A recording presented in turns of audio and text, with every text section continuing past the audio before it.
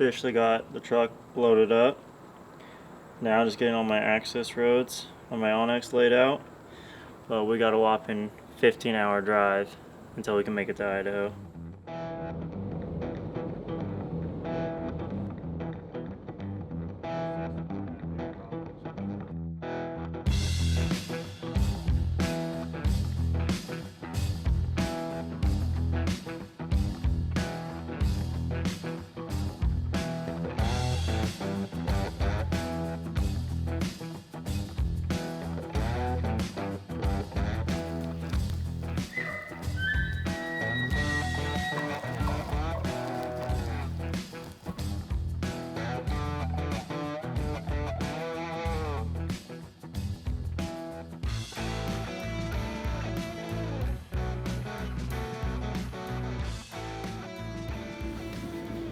Made it to Utah. Time to give up, Mike? Yeah, it's time for me to give up. Did over 9 hours of driving. Just ate a burrito at Maverick, and I'm about to clap out for a couple hours. Yeah, we have, it says on the maps, what was it, 7 hours? Or another? We're under 7 hours, So 5 hours to the nearest town, and then wherever it is on the dirt road after that. So we're making good time. We're gonna keep the pace up, get through Salt Lake City right here, and then we'll be up into Idaho. It should be elk hunting tonight. Let's keep it going.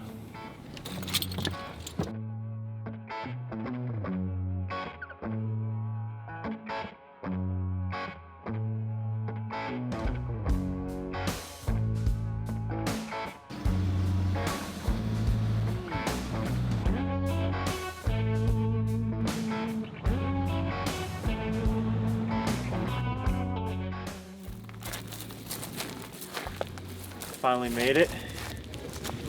I'm gonna shoot the bow, see if anything happened on the drive. It's only 1 o'clock though, so still kind of early in the afternoon. And get all camoed out and then probably hit the trail.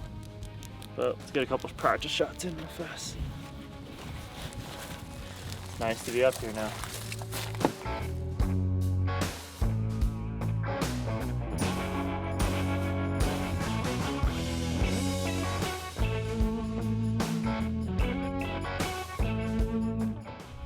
Getting ready to start off our first afternoon here in Idaho. 16-hour drive is over with. 16-hour drive is over with. A lot of research here. A couple buddies did help me out that hunted this a couple years ago and gave me some spots. We've been waiting for this tag. He drew it in December is when he got this over-the-counter tag. Kind of like in Idaho where you wait in line for your tag. So he was pretty far in line. So it's, I guess technically wasn't the first unit to go away, but he was the last person to get this tag, so let's go kill a bull. Yep, definitely coming here to finally draw our first blood in Idaho because we are like 0 for 3 here.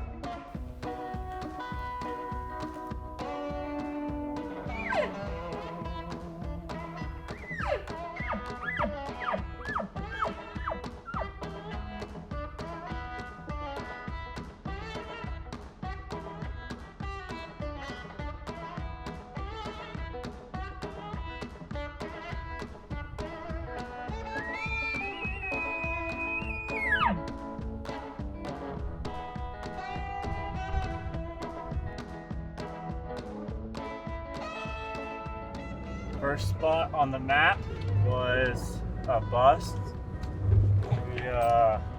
We didn't see, hear, or have any sign of elk at all. We did pick up a deer and some cattle, but honestly just gonna move on and go to another spot and try to see if we can locate some elk.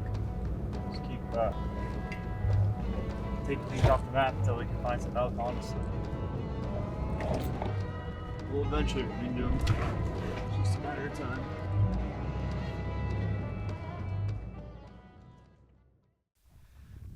Well, we've finally relocated.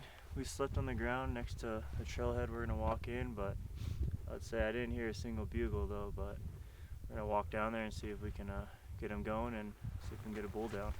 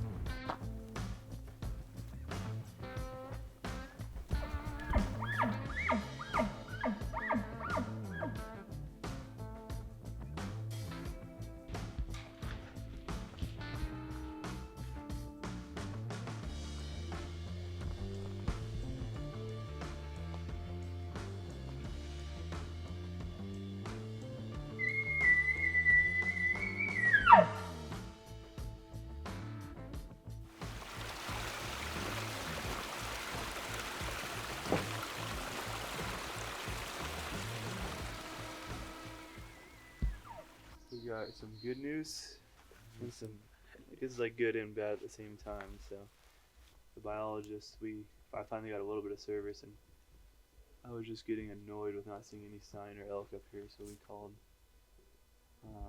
someone at the game and fish office and talked to him and told him we've spent a morning and a night here. Well, a night and a morning. So we've been here for about over a day or so. And then what was their words again? She said I would spend the least amount of time there. In that area. In that area. So I mean, at least we figured it out this quick. So we told them we never really exactly asked where to hunt, but we told them some other areas that we had marked on the maps, and she told us that's exactly kind of where she would have told us to go. So we're going to be dropping a lot of elevation, which will be nice. It'll be a little bit easier hunting and moving around in these trails, and we'll get in like juniper country, rolling yellow hills, and she said this elk hunting isn't like heavy populated in this unit, so it could be tougher at times, but she said just keep at it, but definitely get out of where we're at. So yeah, that's what I got out of the whole conversation. So we got a nice little, probably like a mile and a half. We have some rain coming this afternoon, so we're gonna get up, get back in the truck, and cover this ground, hopefully get off this mountain before it starts raining. So I'd like to honestly be set up over there by the time the afternoon comes on. It'd be nice to get the afternoon hunt, which honestly 9 o'clock, pretty early. I mean, it's just our backpacks. I gotta go in the truck once we get up there. So that's the nice thing about hunting on the go. Well, let's go change plans till we find elk.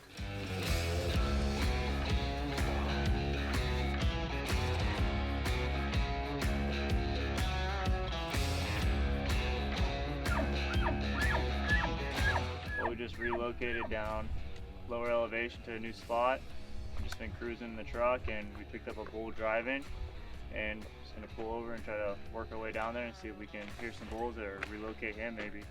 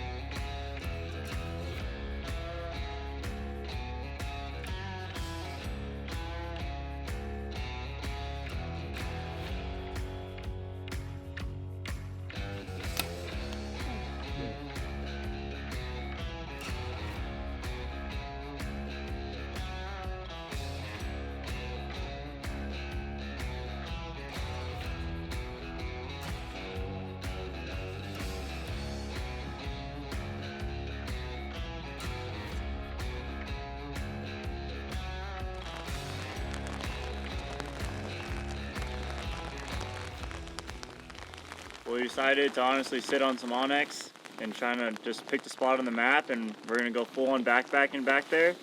Looks like it's about 2-mile hike up straight, and then we're just gonna kind of glass and see if I can pick up some elk. Really no vocals, not really seen any elk, but at least I did see some hunters down this road, so at least it gives me hope that there is elk over here, but see if we can pick up some elk.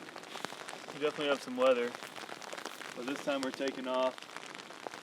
It looks like a little tiny trail, but we're just gonna try to get where there's no roads. Here in Idaho, it's kind of weird. Just there's some roads that you're not supposed to use, but we keep seeing quads and razors and stuff. So just the only thing that's gonna be able to get to us now is horses or on foot. So that's our goal. We see a lot of elk hunters here, so we think getting further away from them. Hopefully they're vocal, and we want to glass. That's the key this time, huh? Yeah, the key is honestly trying to glass, because if we're not really hearing them, and now it's just try to get a vantage point, at least if we can see them, and try to put a spot in stock, I guess, now.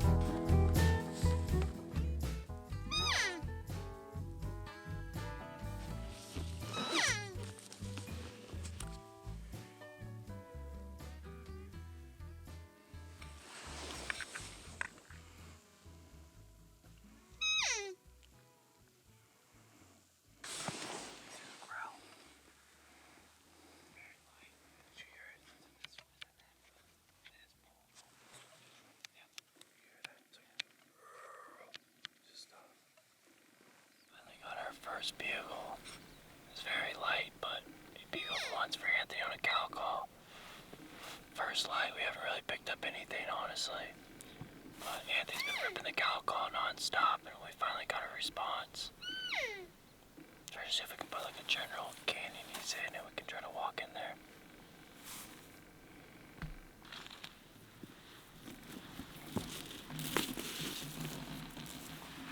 See how quiet they can be. I barely heard him, bro.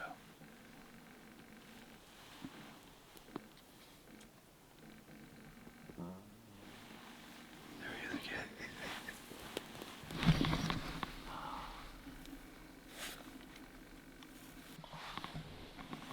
It's like just like that. He might not bugle again the rest of the day. Like a little growl, bro. Is all we got.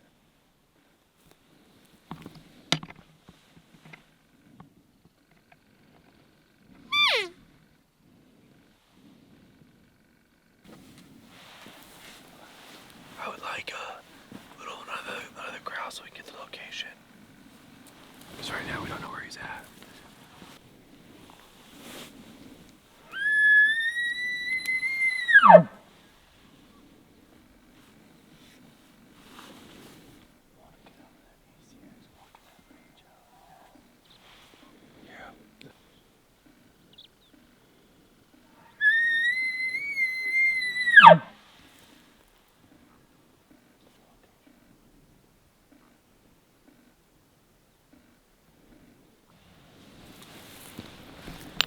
Definitely not aggressive, but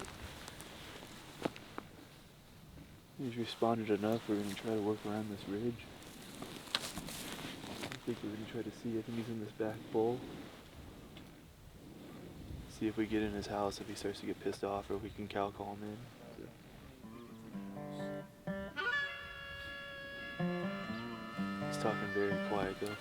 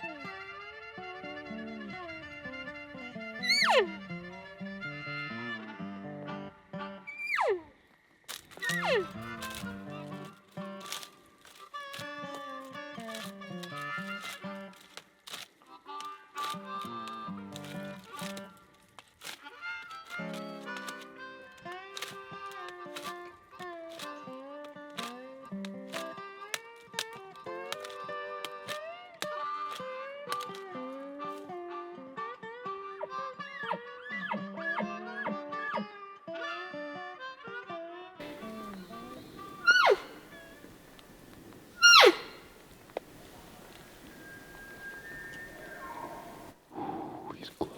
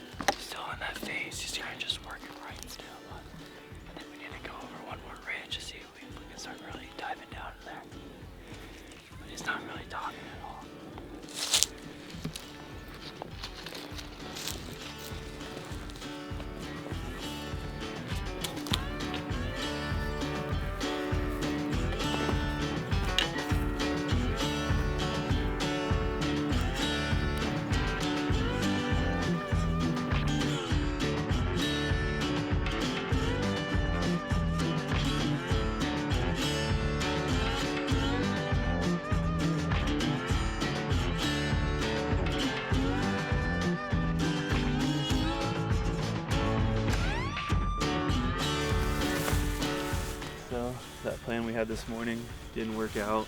That little raghorn bull, we got within range, I blew a cow call, and he just, well, we didn't get in range for bow, but within like 100, 200 yards, and he just wanted nothing to do with it, and he took off.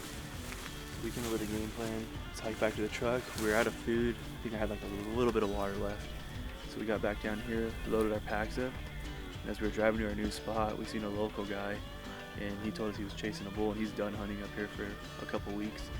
And so he told us might as well go chase him. And he said he bugled or cow called at him this morning, and he wanted to do nothing with it. And we came down this little area, and he said there's like this private that you have access to hunt.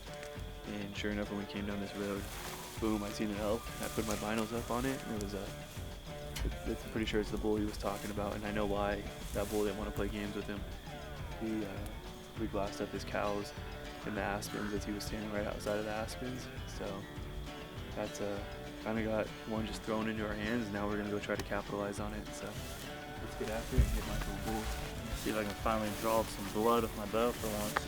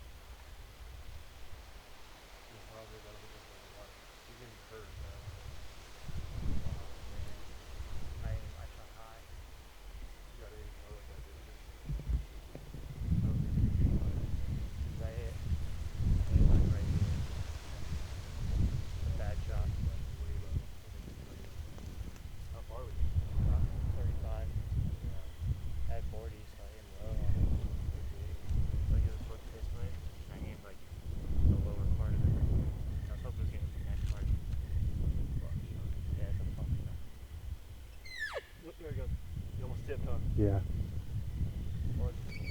That's my pressure. Come on, baby. Down there. Come on. Put up dirt now.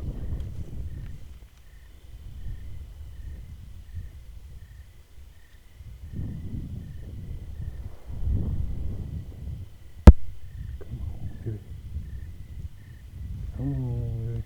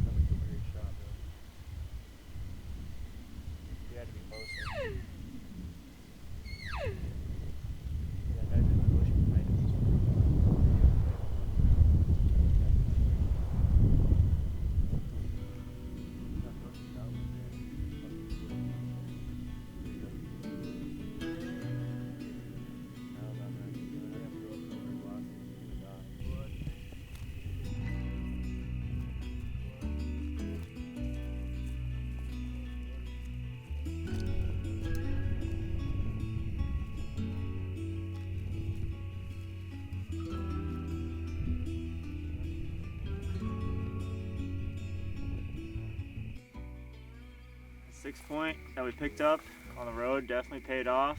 We made some moves to him. He honestly didn't want to talk, but he was kind of a little tempted with the cow call, and he finally committed, and we got him probably like 100 yards away, and he never wanted to fully commit over the hill, so we finally made some pressure and pushed over, and we made it over to his ridge, and it took a while for him to finally talk, but he kind of gave us just like a little call, and from there it was game on from there. And he gave me a shot at probably about, I was guessing about 35 yard shot, but I think it might have been about a 20-yard shot.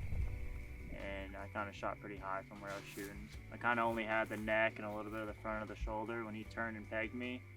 And Yeah, it was hard to tell. We kind of watched the video back, and I can't tell if he went down at the same time, but it just looked like as he went, it just kind of like went right into where his chest and everything went, just kind of hit him a little bit in the face.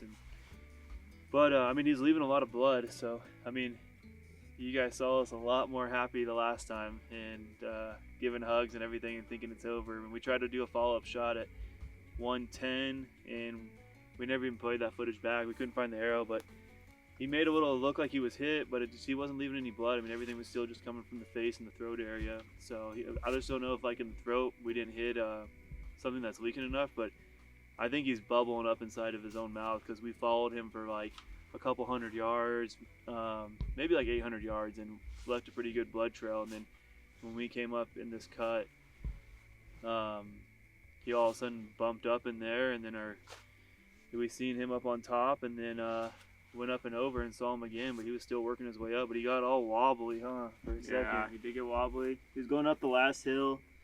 Did look like he was moving really, really slow. We walked over there, and we have a little marker where the last place we've seen blood that we didn't push forward, but there was a good blood trail going down in the bottom. But Yeah, and we were looking at the arrow on some of them, and we could see probably about like that much sticking out, and this much arrow going in like through his like chest or like mouth into like his chest area. So I just can't see, this much arrow you going far with that. So he's got to be like not leaking blood everywhere, like we're seeing it when he's burping it up, but I think he's just filling his throat up and probably his lungs and stuff. So I think he bedded, and then when we kicked him, we gave him like an hour and a half working our time over there. So we're gonna give him tonight.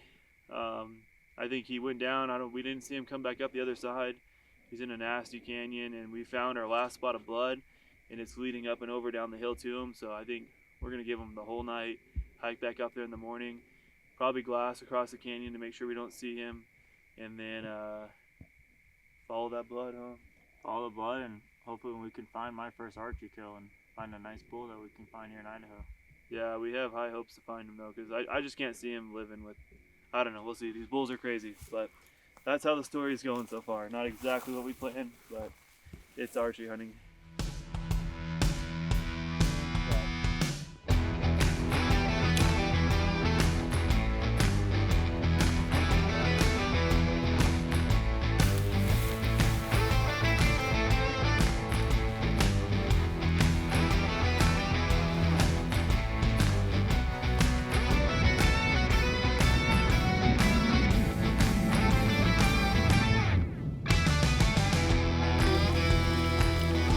Heck yeah.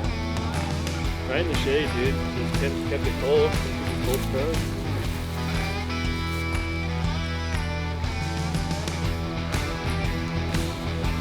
What's the plan on O.T.C, bro? Definitely have some good genetics going on this.